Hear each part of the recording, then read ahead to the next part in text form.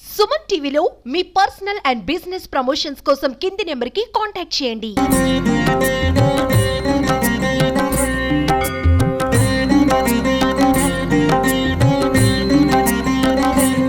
నమస్తే, నేను మీ వెంకట శ్రీనివాస్ గారిని. మీరు చూస్తున్నారు Indians largest digital TV network Suman TV.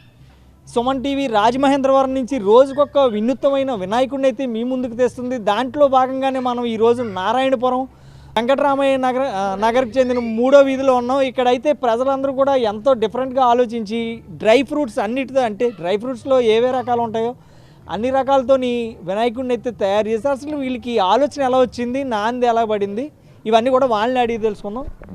చెప్పండి, ఈ వినాయకుడిని తయారు చేయాలన్న ఆలోచన మీకు ఎలా వచ్చింది? వినాయకుడిని అంటే ఏమీ లేదండి, ప్రతి సంవత్సరం ఒక 12,000 15,000 ఎట్టి బొమ్మ చేస్తున్నాం, గోదట్లో కలిపేస్తున్నాం. అలా కాకుండా మా పవన్ కళ్యాణ్ గారు అనుకున్నది ఏంటంటే ఏమన్నా చేస్తే ప్రజలకు ఉపయోగపడేలా చేయాలన్నారని డ్రై ఫ్రూట్స్ తోటి వినాయకుడిని చేసి ప్రజలకి ప్రసాదం కింద పెడదాం అనుకుంటున్నాం. ఆ ఉద్దేశం మీద దీన్ని ఇలాగ మేము అందరం అనుకుని మా వీధిలో వాళ్ళందరం ఇలా చేయడం జరిగింది.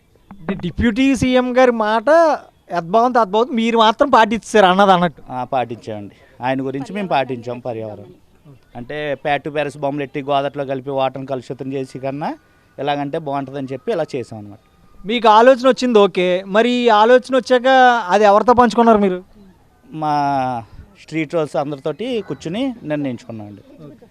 ఇంత అందమైన వినాయకుడిని డ్రై ఫ్రూట్స్తో చేసింది ఎవరు? ఇక్కడ మా చిన్ని అనండి, ఇతను ఒక అమ్మాయి.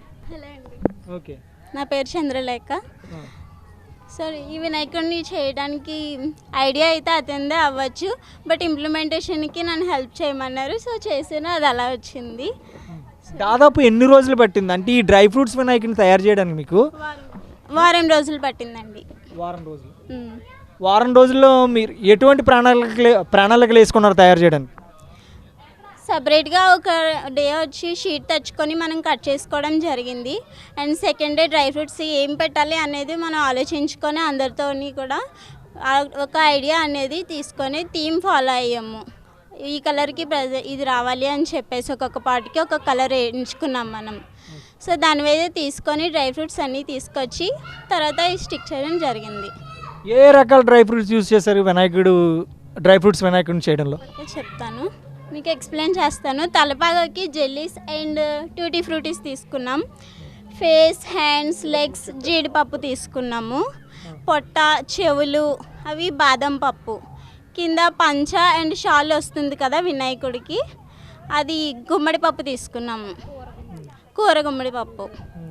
అలాగే కింద చుట్టూ వచ్చే డెకరేషన్కి నల్ల కిస్మిస్, ఇంకా టూటీ ఫ్రూటీస్ వేరే కలర్ తీసుకున్నాం. జీడిపప్పు కూడా యాడ్ చేసాం అందులో కలర్ కోసం. అంటే మూషికరాజు కూడా డ్రై ఫ్రూట్స్ అది? అవునండి, డ్రై ఫ్రూట్ అంటే డ్రై ఫ్రూట్లో మిక్స్ అవుతుంది, బట్ తినేదే ఎక్కువ యూస్ఫుల్ అవిసె గింజలు. అండ్ చుట్టూ బార్డర్కి వచ్చి మనం చోళ్ళు తీసుకున్నాము.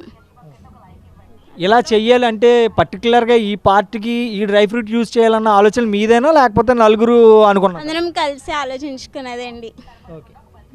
దాదాపు ఎన్ని కేజీలు అంటే జీడిపప్పు కావచ్చు, బాదం పప్పు కావచ్చు, లేకపోతే టూటీ ఫ్రూటీస్ కావచ్చు, కిస్మిస్ కావచ్చు, ఎన్ని కేజీలు ఒక్కొక్కటి ఈ విగ్రహం చేయడానికి విడివిడిగా ఎన్నేసి కేజీలు పడ్డాయి? జీడిపప్పు 2 కేజీలు పట్టింది, బాదం పప్పు 3 కేజీల వరకు పట్టింది, అండ్ టూటీ ఫ్రూటీస్ అవి మొత్తం 2 కలర్స్ కలిపి 1.5 కేజీ అలా పట్టింది. కిస్మిస్, బ్లాక్ కిస్మిస్ అయితే 1/2 కేజీ, కిస్మిస్ ఒక కేజీ అలా మధ్యలో వేస్టేజ్ అలా అవుతూ ఉంటుంది కదా, అలా పట్టింది. అవిసె గింజలు ఒక 1/4 కేజీ, చోళ్ళకు 100 గ్రామ్స్ అలా. ఓవరాల్గా ఎన్ని కేజీలు మొత్తం డ్రై ఫ్రూట్స్? ఓవరాల్గా అంటే ఒక 11 కేజీస్ వరకు ఉంటాయి. ఓకే. అసలు ఇంత వినూత్నమైన ఈ వినాయకుడిని, డ్రై ఫ్రూట్స్ వినాయకుడిని చూసి కాలనీ వాసులు కొంతమంది ఉన్నారు, వాళ్ళు ఎలా ఫీల్ అవుతున్నారో చూద్దాం. చెప్పండి.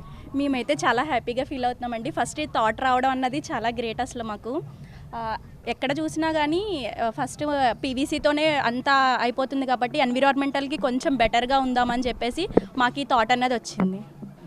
సో మేమందరూ హ్యాపీగానే ఫీల్ అవుతున్నాం. ప్రతి ఒక్కరు వచ్చి దీన్ని చూడడం, అందరూ హ్యాపీగా ఫీల్ అవ్వడం మంచిది. మీకు వచ్చిందా? పవన్ కళ్యాణ్ గారు అన్నారు కాబట్టి ఇలా చేశారు. అంటే ఆయన ఎన్విరాన్మెంటల్ని కొంచెం కాపాడదాము, చెట్లు అవి పాతుదామన్న థాట్లో ఉన్నారు. కొంచెం ఆ చెట్లు కావాలి అంటే ఫస్ట్ మనకి వాటర్ కావాలండి. ఆ వాటర్ కోసం మనం పొల్యూషన్ అవ్వకూడదు కదా, అందుకని కోసం ఈ థాట్ వచ్చింది.